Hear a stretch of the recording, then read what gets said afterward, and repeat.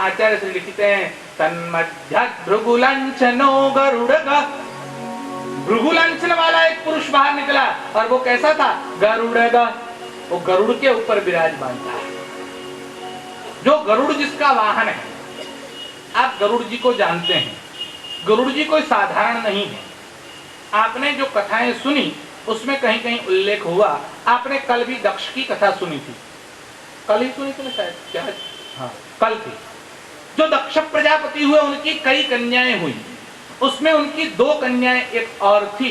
उनमें से एक का नाम था विनता और एक का नाम था कद्रु। ये जो विनता थी वो पक्षिणी थी और कद्रु थी वो सर्पिणी थी। और विनता और कद्रु उनकी 2 पुत्रियां थी।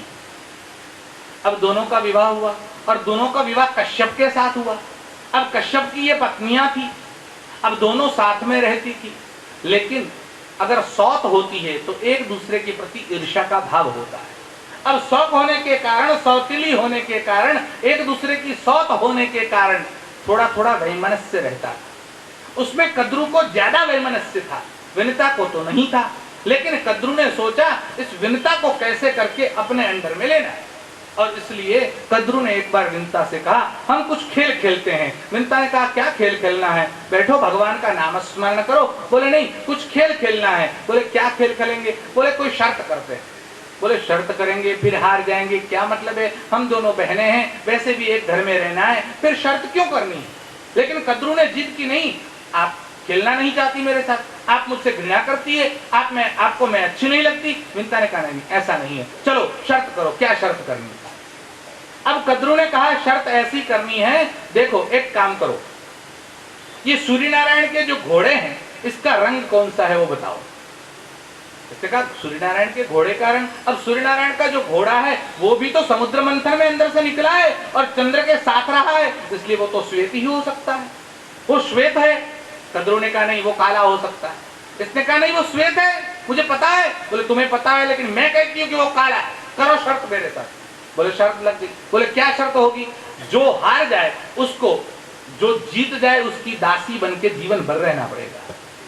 अगर मैं जीत गई तो तू मेरी दासी बनेगी और तू जीत गई तो मैं तेरी दासी बनेगी। बोले ठीक है ऐसा रखो। अब दोनों घर गई।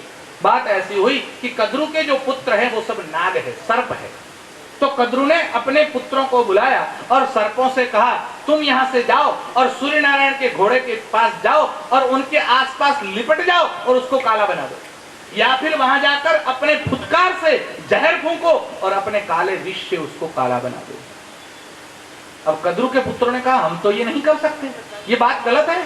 माँ जी ये आपकी जो बात है वही गलत है, ऐसा क्यों करना है? ये करना ठीक नहीं है। कद्रु ने कहा माँ की आज्ञा का उल्लंघन करते हो।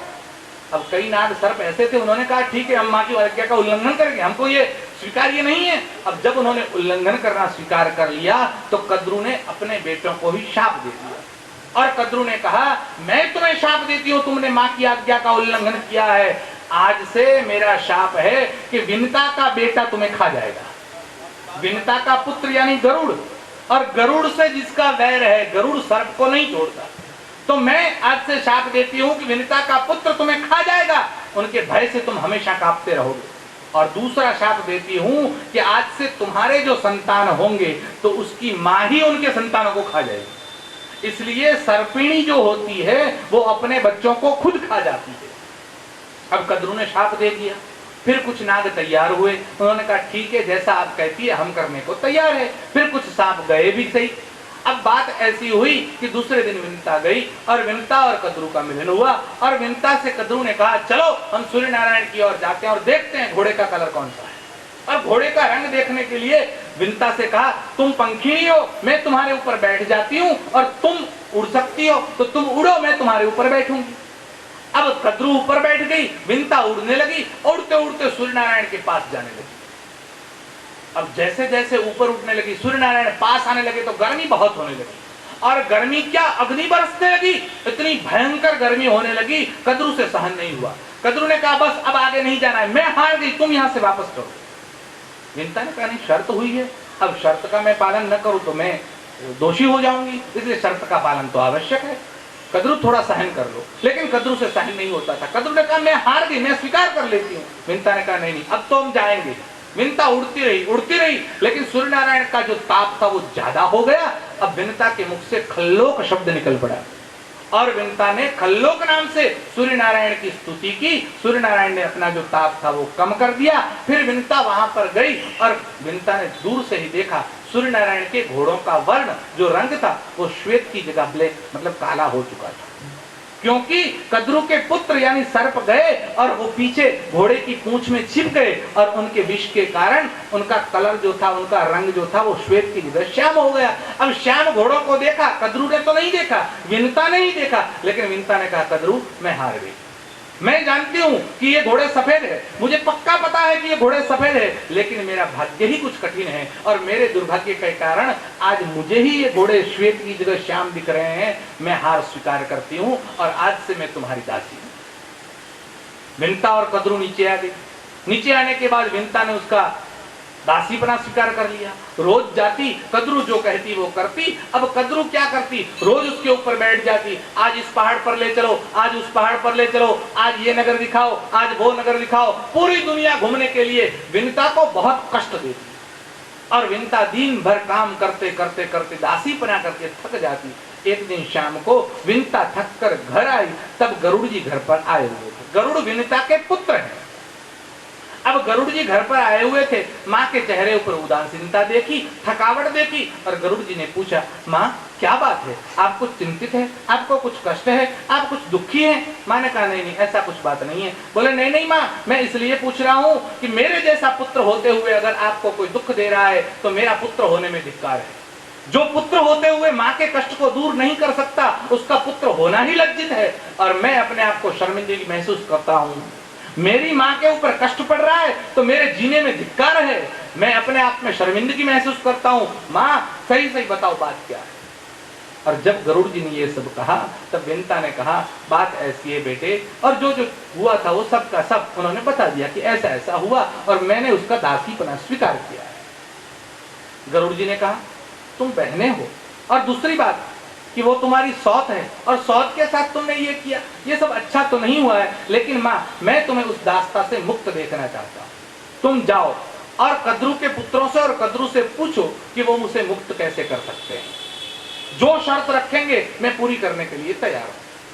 अब विंता जी वहां गई और विंता ने कद्रू के पुत्रों और कद्रू को इकट्ठा किया और दूसरे दिन पूछा क्या कर सकते हैं, मैं उस दास्ता से मुक्त होना चाहती हूँ, आप बताइए, कुछ शर्त हो तो रखिए, मैं आपकी हर मांग पूरी करने के लिए तैयार हूँ। तो कद्रू के पुत्र सर्पों ने कहा एक काम करिए, अगर आप हो सकता है और आप दास्ता से मुक्त होना चाहती है तो देवताओं के पास अमृत है, वो अमृत का कुंभ हमको लाकर दीजिए, हम आपको दास्ता से मुक्त कर देंगे। विंता ने कहा ठीक है। विंता खुश होते हुए घर आई और विंता ने गरुड़ जी से कहा कि उन्होंने तो ये कहा है कि अमृत का कुंभ लाकर दीजिए। अब गरुड़ जी ने कहा अमृत का कुंभ तो कोई सरल चीज थोड़ी है और वो भी देवताओं के पास से लाना है, लेकिन मेरी माँ को कष्ट से मुक्त करने के लिए मैं कुछ भी करने के लिए तैयार हूं।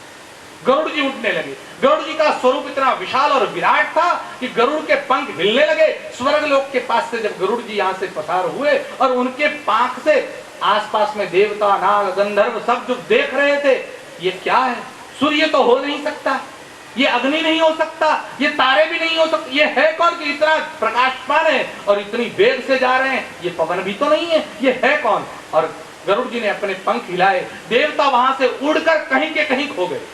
उनके पंखों की हवा इतनी चली कि देवता सब उड़ने लगे। गरुड़ जी पहुंचे और गरुड़ जी ने वहां जाकर देवताओं के लोक में जाकर स्वर्ग लोक में देखा कि यहाँ पर कहां पर अमृत रखा हुआ है। तो उनको पता चला कि एक कर्तरी चक्र है। कर्तरी चक्र मतलब कातर जे હોય છે ને, એક કાતર જેવું ચક્ર બનાયેલું છે કે એની વચમાં કોઈ આવે કપાઈ જાય, तो एक कर्तरी चक्र बना हुआ है, उसके बीच में अमृत का कुंभ है और आसपास में कर्तरी चक्र घूम रहा है और इतनी जल्दी और वेग से घूम रहा है कि बीच में अगर कोई मच्छर भी जाए तो उसका नाश हो जाएगा। वो भी मच्छर भी उस कर्तरी चक्र में से पसार होकर अमृत के कुंभ तक नहीं जा सकता। अब गरुड़ जी ने कहा ये क्या है, अगर मच्छर तक नहीं जा सकता, पसार नहीं हो सकता, तो अमृत का कुंभ कैसे ले सकते हैं? देवताओं ने बड़ा ही ये तो अद्भुत खेल खेला है। अब करेंगे क्या? उन्होंने भगवान शिव का स्मरण किया, भगवान शिव को बुलाया, काशी विश्वनाथ की उपासना की और भगवान शिव से प्रार्थना की कि मैं अगर मातृ भक्त हूं और माता के प्रति मेरी ममता है और माँ के कारण अगर मैं यहाँ पर आया हूं और माँ की दास्ता को मुक्त करने के लिए पुत्र धर्म बजाते हुए अगर मैं ये अमृत लेने के लिए जा रहा हूं तो भगवान शिव मेरी रक्षा करेगा। और हुआ भी ऐसा ही। उन्होंने सूक्ष्म रूप धारण कर लिया। सूक्ष्म क्या? जो अणु, अणु नहीं, जो परमाणु, और परमाणु का भी जो 100वां भाग होता है उतना छोटा रूप लेकर उस कर्तरी चक्र के मूल में गए और उसमें से अंदर घुस गए और कर्तरी चक्र को मूल में से विनष्ट कर दिया और वो अमृत का कुंभ लेकर गरुड़ जी वहां से उड़ने लगे। और गरुड़ जी जब अमृत का कुंभ लेकर जाने लगे तब देवता सब परेशान हो गए, हाहाकार करने लगे, ये अमृत का कुंभ लेकर जा रहे हैं, जा रहे हैं, जा रहे हैं। सब ब्रह्मा जी के पास गए, भगवान विष्णु के पास गए और भगवान विष्णु से कहा ये गरुड़ जी अमृत का कुंभ लेकर जा रहे हैं।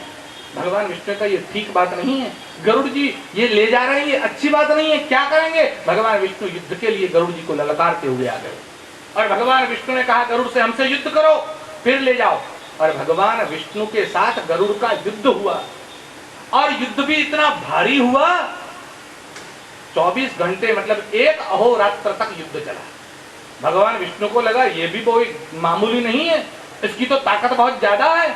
अब न तो विष्णु हारे न गरुड़ जी हारे, लेकिन उतना बल दिखाया गरुड़ जी ने कि भगवान विष्णु ने प्रसन्न हो गए और भगवान विष्णु ने कहा गरुड़ जी आपकी शक्ति देखकर हम प्रसन्न हुए हैं, आप हमसे एक वर मांग लो।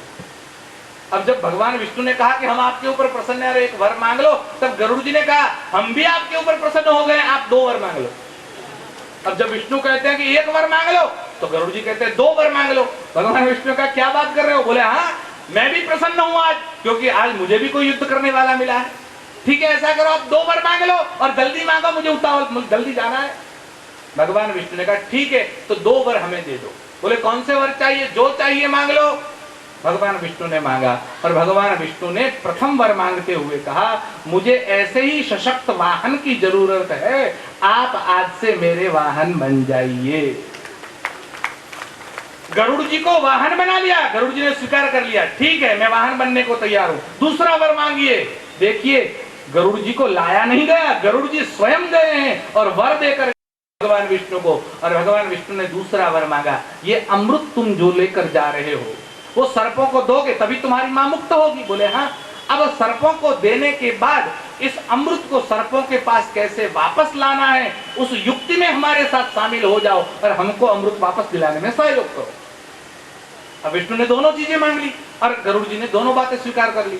गरुड़ जी अमृत का कुंभ लेकर गए, अमृत का कुंभ लेकर गए, कद्रु के पास गए, कद्रु के सर्पों को सबको बुलाया, उनको कहा देखिए ये अमृत का कुंभ है, लेकिन अमृत का कुंभ जहां तहां रखा नहीं जाता, ये बहुत बड़ी पवित्र चीज है, इसको नीचे मत रखो। बोले कैसे रखें? बोले दर्भ ले आओ, डाबड़ो कहो गुजराती में, हाँ दर्भ ले आओ और दर्भ के ऊपर रखो। तो दर्भ लाया गया, बहुत सारा दर्भ रखा गया और उसके ऊपर अमृत का कुंभ रखा। अब सर्प सब दौड़ के आए, बोले हमको अमृत चाहिए।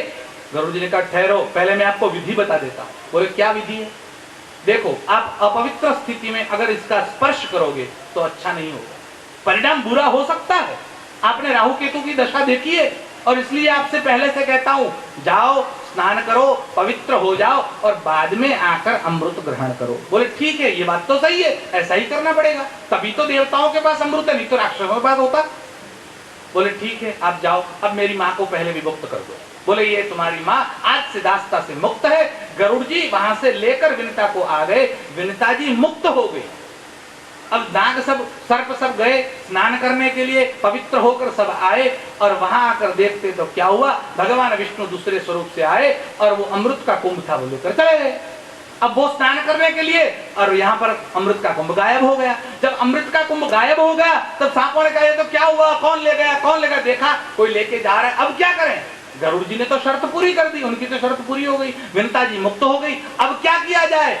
तो सर्पों ने कहा अब तो अमृत तो गया, लेकिन अमृत का शायद इस कुंभ को यहाँ रखा है, नीचे से थोड़ा सा निकल गया हो, कहीं टूट गया हो, कहीं फूट गया हो, कहीं जम गया हो, तो कुछ बूंदे गिरी होगी तो थोड़ी चाट लेते हैं। और नाग सब, सर्प सब उस दर्भ को चाटने लगे, और चाटने की वजह से उनकी जो जीभ थी, जिह्वा थी, वो दो भागों में विभक्त हो गई और बीच में से कट गई। तो सांप की जिह्वा बीच में से कटी हुई होती, वो चाटते चाटते उनकी जो जीभ है, जिह्वा है, वो कट गई और वो दो भागों में विभक्त हो गई। भगवान गरुड़ जी वहां से निकले, गरुड़ जी गए, माता को मुक्त किया और भगवान विष्णु के वाहन बनकर रहे और भगवान शिव के पास गए और भगवान शिव से कहा आपकी कृपा के कारण मेरी माँ यहाँ से मुक्त हुई है, मैं आपको प्रणाम करने के लिए, आप तुम्हें कोई काम था तो थैंक यू कहेवा साहब ने, साहब थैंक यू, एम गरुड़ जी थैंक यू कहवा माटे गया। अब जब भगवान के पास धन्यवाद प्रकटीकरण के लिए शिव जी के पास गए तो भोले बाबा ने, शिव जी ने, विश्वनाथ ने गरुड़ जी से कहा गरुड़ जी आओ एक बात हम आपको सुनाते हैं। बोले क्या बात है? बोले ये बात बहुत गुप्त है और मैं आपको ही कहता हूँ। बोले कहिए महाराज। बोले देखो आप अब से विष्णु के वाहन बनने वाले हो। बोले हाँ, तो मैं आपको कान में सुना देता हूँ कि मैं ही विष्णु हूँ, विष्णु कोई और दूसरा नहीं है, मैं ही विष्णु, इसलिए तुम घबराओ नहीं, मैं ही विष्णु का स्वरूप हूँ। तुम जाओ और विष्णु के वाहन रूप में कार्यरत रहो। वही गरुड़ भगवान के वाहन बने और विष्णु के वाहन बने। तो जो जो जीव मणिकर्णिका में स्नान करते हुए अपने शरीर को छोड़ता है या गंगा के पास काशी की मुक्तिपुरी में आकर अपना शरीर छोड़ता है, वो विष्णु स्वरूप होता है। और कैसा? तन्मध्यात् भृगुलांछनो गरुड़गा, वो गरुड़ के ऊपर विराजमान होकर वैकुंठ की ओर चलता है। यही उसका महत्व है। 2 मिनट के लिए कीर्तन कर कर आगे कथा का अनुसंधान करेंगे। बोलिए रामचंद्र भगवान की।